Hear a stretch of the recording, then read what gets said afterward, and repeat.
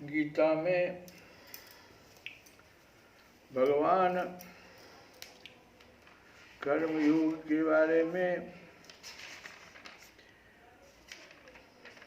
बता रहे हैं और अर्जुन से कह रहे हैं कि किसी भी तरह से मनुष्य को कर्मा शक्ति और फला शक्ति कर्माशक्ति कहते हैं कर्म में आसक्ति, और फलाशक्ति कहते हैं फल में आसक्ति। दोनों को शिथिल करने की आवश्यकता है, छोड़ने की आवश्यकता नहीं।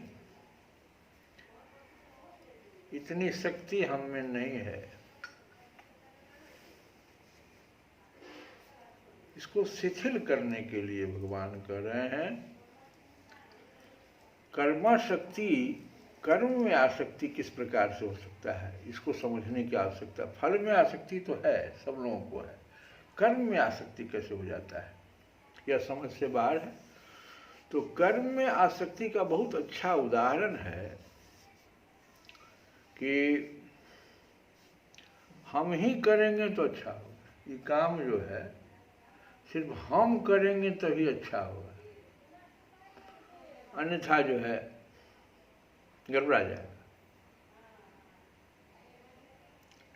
भले ही उस कर्म से प्राप्त फल में आपकी इच्छा नहीं है, लेकिन कुछ कर्म में इच्छा है कि हम ही करेंगे। तब इसका एक अच्छा उदाहरण है कि कोई स्त्री एकादशी का व्रत किए हुए हो, देवोत्थान एकादशी में जल भी नहीं लेना है, लेकिन उसकी पुतोह जब कहती है कि भोजन आज अम्मा जी हम ही बना लेंगे, तो वह स्त्री अगर कहती है कि नहीं भोजन तो हम ही बनाएंगे, क्योंकि वह स्वाद नहीं आएगा जो मेरे बनाने में होता है, मेरा पति खाएगा, मेरा बेटा खाएगा, इसीलिए हम इस भोजन के साथ समझौता नहीं कर सकते हैं आपसे।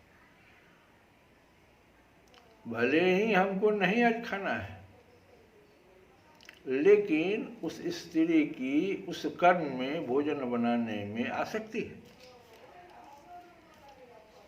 यह बहुत ही समझने की बात है, और इससे भी कई तरह के परिवार में उलझने, वैमनस्यता पैदा हो जाती है। तो इन आसक्तियों को शिथिल करने की जरूरत है, छोड़ने की भी जरूरत नहीं है एकाएक।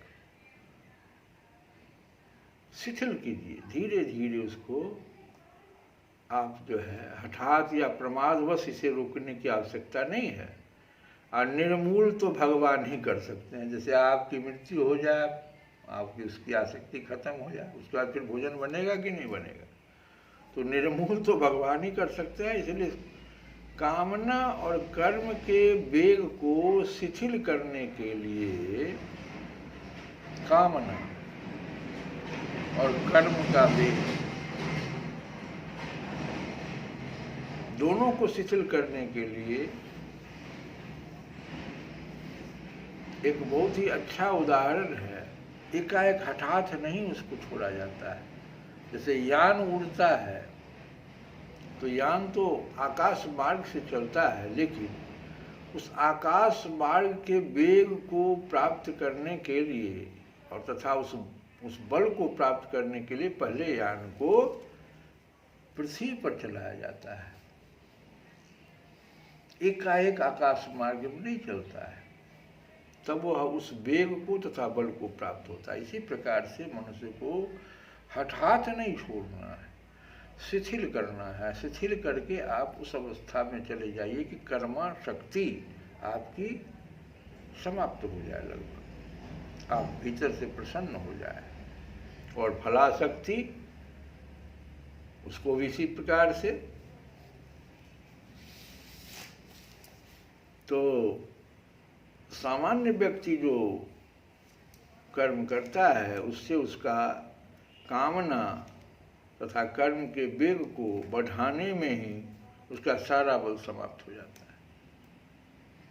जो इस सिद्धांत को नहीं समझ पाता है और कर्म तो करता ही है, तो उससे होता क्या है, उसको कामना भी उसकी बढ़ती जाती है उत्तरोत्तर, और कर्म का वेग भी बढ़ा देता है कि हमको और थोड़ा प्राप्त हो, और थोड़ा प्राप्त हो। 2 घंटा काम किया, 6 घंटा करें, और इससे क्या होता है, अंत में निरुत्साहित हो जाता है। उसको फल उसके अनुसार नहीं मिलता जितना उसको कामना है, और वह दिशाविहीन हो जाता है। तो इससे बचने की आवश्यकता है, ये कर्माशक्ति और फल की आसक्ति। तो भगवान कहते हैं कि श्रद्धावान लभते ज्ञानम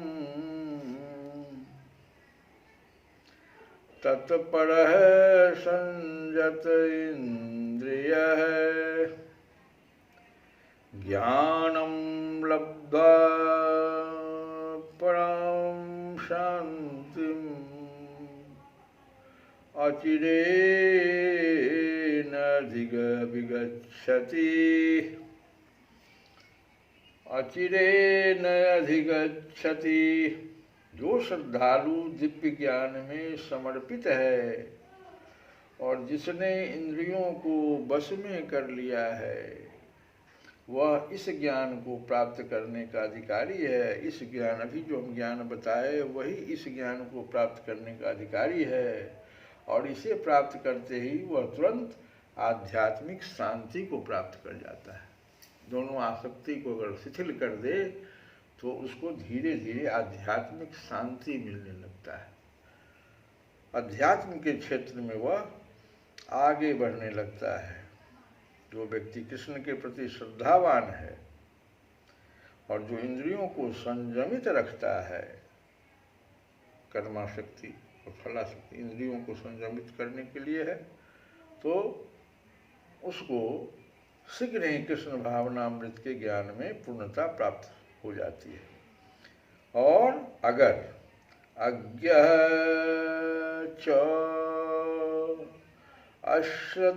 अश्रद्धान च संशयात्मा विनश्यति। अज्ञः मूर्ख, जिसे शास्त्रों का ज्ञान नहीं है, अज्ञः, और च अश्रद्धान, शास्त्रों में जो श्रद्धा से विहीन है, श्रद्धा विहीन भी है, मूर्ख भी है, शास्त्रों का ज्ञान नहीं है, शास्त्रों में श्रद्धा भी नहीं है, और संशयात्मक आत्मा, वह विनश्यति, गिर जाता है।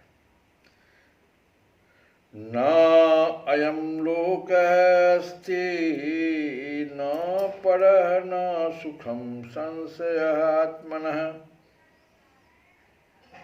किंतु जो अज्ञानी तथा श्रद्धा विहीन व्यक्ति शास्त्रों में संदेह करते हैं, वे भगवत भावनामृत तो होते ही नहीं, प्राप्त करते नहीं, अपितु नीचे गिर जाते हैं।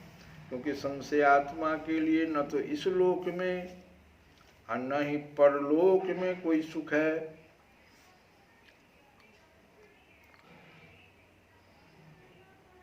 जो लोग पशु तुल्य हैं, उनमें न तो प्रामाणिक शास्त्रों के प्रति कोई श्रद्धा है और न उनका ज्ञान होता है। और कुछ लोगों को यद्यपि उनका ज्ञान होता है और उनमें से वे उद्धरण देते रहते हैं, किंतु उनमें वास्तविक विश्वास नहीं करते। ऐसे व्यक्ति बहुत ज़्यादा है कि ज्ञान भी है,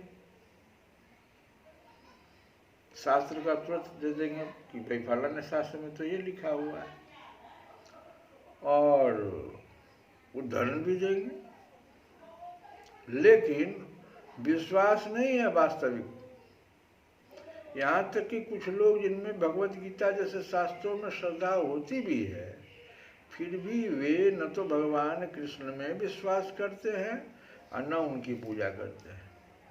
ऐसे लोगों को कृष्ण भावनामृत का कोई ज्ञान नहीं होता। यहाँ भगवान कृष्ण का मतलब भगवान राम भी है। रामचरितमानस में, भगवत गीता में, दोनों में तो लगभग सिद्धांत तो एक ही है। वे नीचे गिरते हैं। उपर्युक्त सभी कोटि के व्यक्तियों में जो श्रद्धालु नहीं हैं और सदैव संशय ग्रस्त रहते हैं, वे तनिक भी उन्नति नहीं कर पाते। और जो लोग ईश्वर तथा उनके वचनों में श्रद्धा नहीं रखते, उन्हें न तो इस संसार में और न भावी लोक में कुछ हाथ लगता है। उनके लिए किसी भी प्रकार का सुख नहीं है। अतः मनुष्य को चाहिए कि श्रद्धा भाव से शास्त्रों के सिद्धांतों का पालन करे और ज्ञान प्राप्त करे। इसी ज्ञान से मनुष्य आध्यात्मिक अनुभूति के दिव्य पद तक पहुंच सकता है। संशयग्रस्त मनुष्य के लिए आध्यात्मिक उत्थान नाम का कोई चीज नहीं है ही नहीं। अतः मनुष्य को चाहिए कि परंपरा से चले आ रहे महान आचार्यों के पद चिन्हों का अनुसरण करें और सफलता प्राप्त करें। श्री कृष्ण गोविंद हरे मुरारे।